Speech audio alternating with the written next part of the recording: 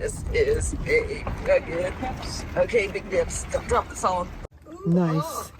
Ooh, oh, that's Yeah. right. Wow. I think them Cheetos have a nuclear reaction. So show them the bigger one. I think this is petrified wood. And then give it a spin. Hopefully. I know the exact moment I fell in love with rocks. It was 1972, and I was hiking down a pass in the San Juan Mountains of Colorado with my fellow Outward Bound students. There were shiny objects all over. I snuck some into my already burdened backpack. What's another few pounds to 18-year-old legs? Time to air down.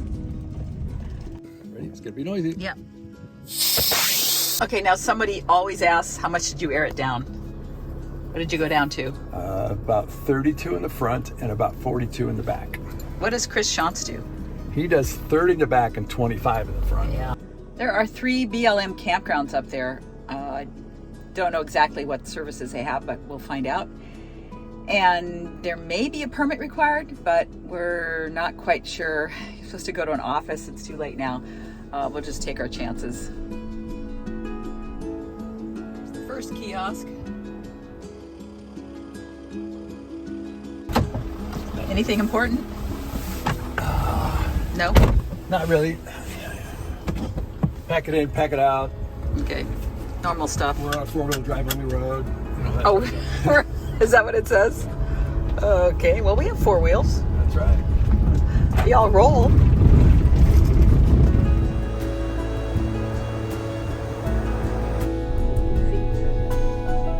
Okay. If we can find a spot. 11, 10, 11 right next to the percent for twin seats only. 10, 11, 12. It's like a little oasis here. But most of these sites are long-term, probably 14-day. That's what I'm thinking, John. Everything that's not, you know, you got 3 sites really close together here, but everything else is spread out, and they are all full.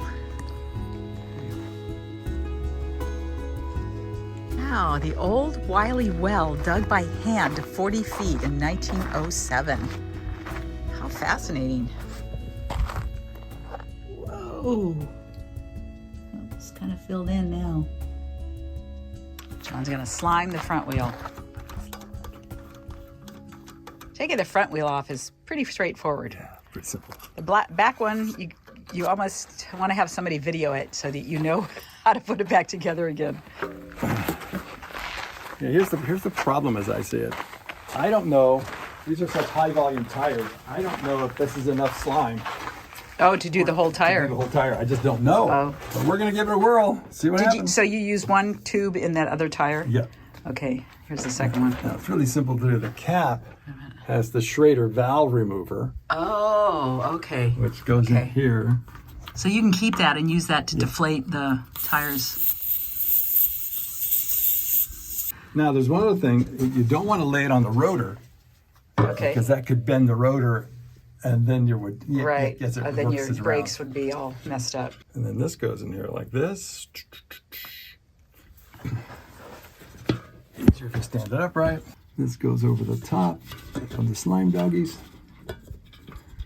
and you give it a push. Is the slime like a glue or is it? It's like a liquid putty, Okay, and it only works on punctures, little tiny punctures. little It ones won't work on- like the thorns I went over. Exactly. And then give it a spin. Hopefully the slime goes everywhere. You're right, doesn't seem like enough for these tires. If you're interested, Moonfab, the manufacturers of our favorite shade structure, just launched a limited edition moonshade called Golden Hour. A link is in the description box.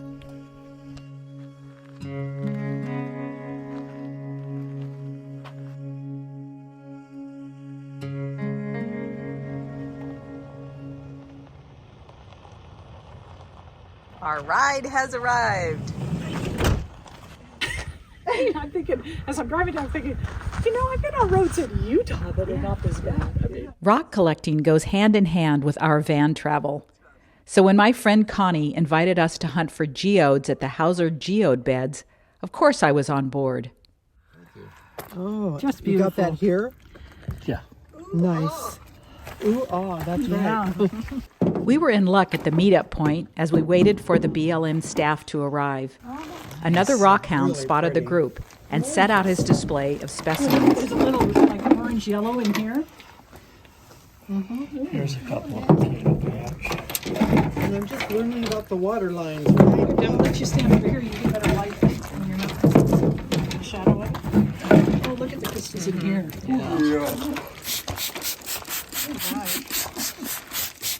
When you dig them, they're black. They're almost this dark when you dig them, but then the perlite turns green afterwards. But some can be pretty odd shaped. The bed it comes from Turkey tail rhyolite. is called the turkey tail Is that bed. the but- stripes around the outside you're talking about? Or Yeah, yeah. it looked like a turkey tail. Yeah. So explain the pressure ridges. It's where the agate is pushed out or come in. These last week. These nodules. Those are the They're all Geodes. baby eggs Okay. that didn't develop. See, there's little eggs out here that never really developed along the edge of this one. And this one, here's an egg here, here's an egg here, here's the main egg. My friend learned about this event through our local Rock and Gem Club. It was advertised as a walk and talk with 2 staff members from the BLM. They brought buckets, gloves, and shovels for those who came unprepared and gave us a little background on the Hauser geode beds. I'm an outdoor recreation planner with the BLM El Centro field office. And Myra Martinez. I work for the El Centro field office as well. I'm their geologist for the field office. This area. Joel Hauser was born in Blythe, California in 1915. His father, George, was a freight hauler who traveled through the desert on his way to the nearest railroad station at Nyland or Glamis. On his route, he noticed that the dirt track was covered in round nodular rocks. Years later, he shared that information with his son, and together they retraced his route, where they indeed found plentiful geodes. We do have collection limits. You're not to exceed 25 pounds per person per day. And when you collect those specimens, they are for personal use. You cannot sell them. You cannot barter them. They go into your personal collection.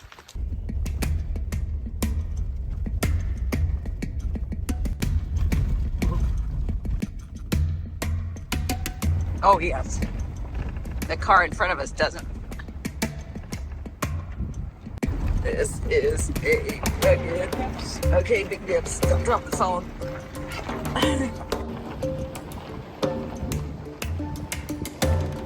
Let me turn this corner and then I'll be able to.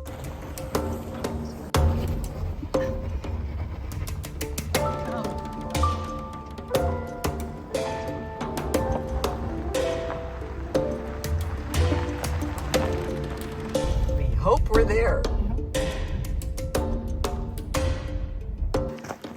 So I'm going to take someone else's holes and keep digging. Geodes are formed during a volcanic eruption when gases become trapped within lava. The gas leaves space for mineral-rich water to enter, and the minerals crystallize. The shape of the gas bubble determines the shape of the geode. The longer it takes to cool, the larger the crystals. Connie found one. Just under the surface. Wow. Nice.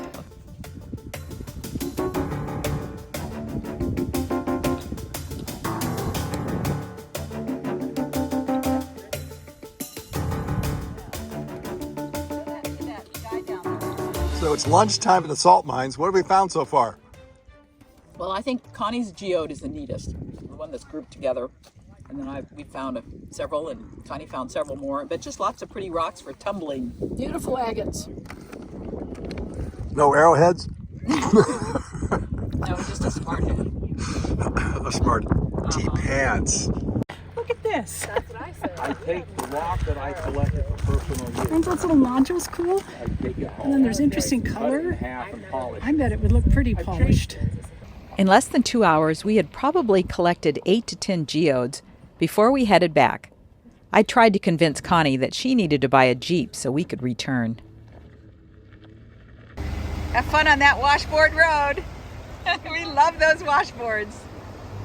Okay, The road from the turnoff for the geode beds is definitely high clearance, recommended 4-wheel drive for sure, although Connie's 2-wheel drive pickup truck did it, but it was a little bit sketchy.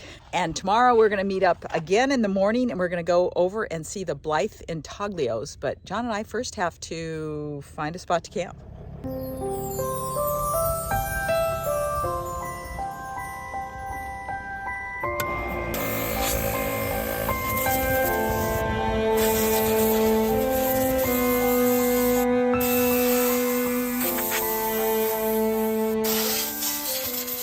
We ended up at an RV park south of Blythe. It's nothing special, but they had an availability. And what I've discovered on this trip is that RV parks don't call you back when they say they'll call you back. The reason we're at an RV park is because finding BLM land on this side of the Colorado River is a little bit more problematic because it's part of the Palm Springs BLM district, and they have turned a lot of the campgrounds into, they call them LTVA, long-term visitor areas. You have to have a special permit to camp there. It's $40 for a 4-week permit for 4 consecutive weeks. And we didn't have that, although apparently you can buy the permit from a camp host if that park has if that site has a camp host. Need to get some more cream today. John's making faces at me. Let's see, there are 3 BLM offices in this rather large area. There's the Palm Springs office, El Centro, and Yuma, which none of those are very close. So we opted to stay here because we are going today to the Blythe, what are they called? Intaglios, also called geoglyphs. And apparently there are 3 of these up, I don't know how far north of here, not very far. And our friend Connie is going with us, and we'll take a look at those. And then we have to head toward Maricopa to pick up the tubes that are going to be at an Amazon locker. But I also think maybe this morning, because we have power, I might try the other Sam, the cooking guy, has another recipe, breakfast recipe. So I might try that. John will be Guinea pig. and it also helps with my uploads. Oh, speaking of uploads, so the cell service here is pathetic. Can't get anything. So we had to unhook last night and drive into town, which is about 6 miles north. And so I could get a stronger cell signal so I could upload this last week's video or today's video. And we were parked in the parking lot of a Smart and Final, and it's dark. And another Pleasure Way Ascent, a brand new one, pulls in right next to us. They're a couple from Alberta, and they said they were having trouble figuring out how things worked, but we couldn't help them because it's a brand new chat. Actually, it was the key. He'd had some issue with the key, and also with the, I guess Pleasure Way has switched these push button things, and he couldn't get them to stay closed. So I don't know if that's an issue with the new ones or if he just was doing something wrong. But anyway, that was interesting that another Ascent pulled in next to us. What's the name of this park? I think it's McIntyre RV Park, I think is what it's called. It was $43 with AAA or Good Sam. So Sam used one of those small waffle irons. They're little individual waffles. They're like $10 at Target or wherever. I don't have that, but I do have this little gadget that I bought last year. And so I'm going to make mine in that. And he used 1 egg and a half cup of cheese in that little waffle thing. I'm going to use 3 eggs and maybe a cup of cheese. He also made others that he added stuff. I would have added onion strings, but I forgot to bring them. So I'm going to try adding some Cheetos. Out. There we go. This is kind of like Dottie's quiche thing that she makes. And if you put in some green chilies, that would probably be good. GoPro, the only camera whose batteries die before you even turn it on. There we go. It's a big experiment. Let's move that around. Oops. Oh. Sleeking. I forgot the Cheetos. Let's see what happens. See, I think that other one, I probably don't have enough stuff in there. Whoa, look at that. Wow. I think them Cheetos have a nuclear reaction. I'll open it up, let it expand.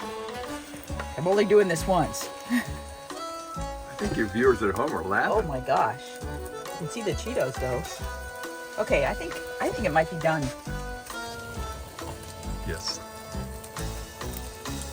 I think it's done. I think it's done. Kind of looks like one of them frozen waffles you got as a kid. I just hope it comes out. For you.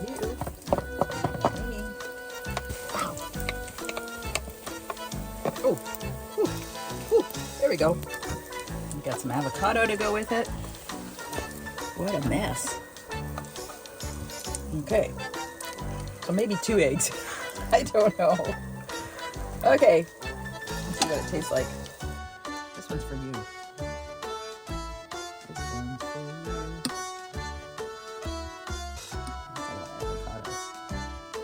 you. Now you try it.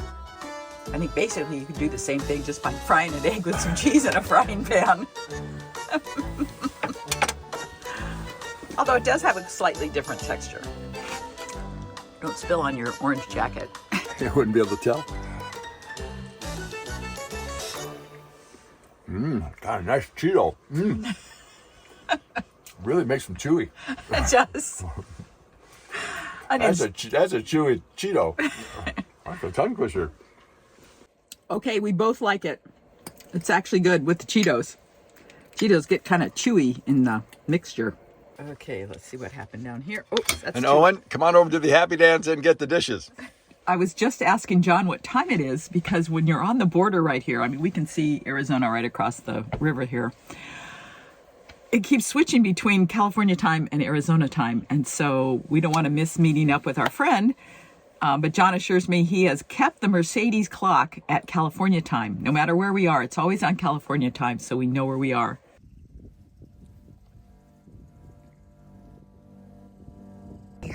Dump in the tanks.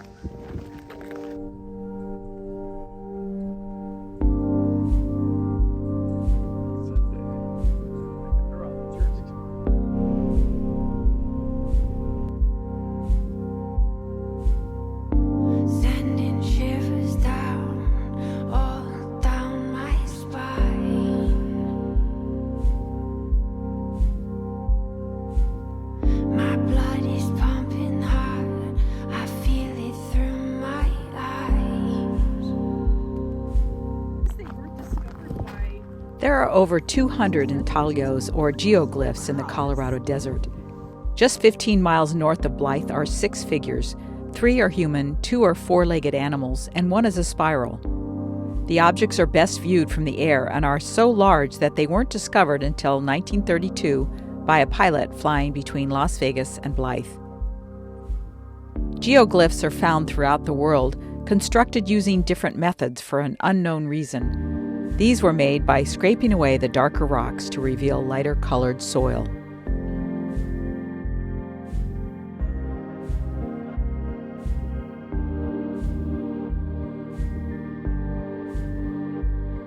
A little chilly out there. It's interesting. This is the only region in the U.S. that has geoglyphs.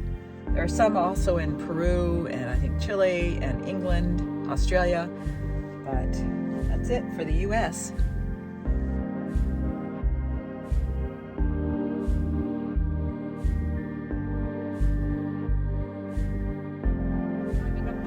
I think so, but there's a monument at the top, so I thought I'd run up and see what it is. okay, it looked like there was a road or a good path on the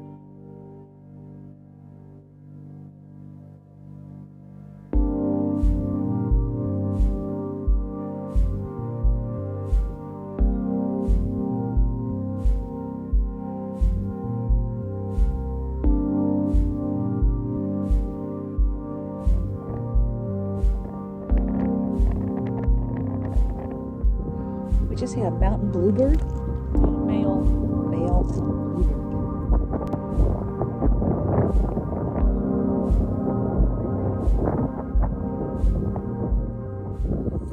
So show him the bigger one. I think this is petrified wood.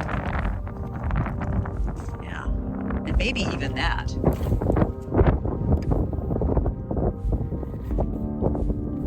Find out. Adios, Connie. Now we're gonna stop at the drugstore in town and get a couple things. Welcome to Arizona. Look at all that. Okay, so that must be the big tent. This must be the spot right here. Looks like there's something to register or something. It's recommended that you go to the right.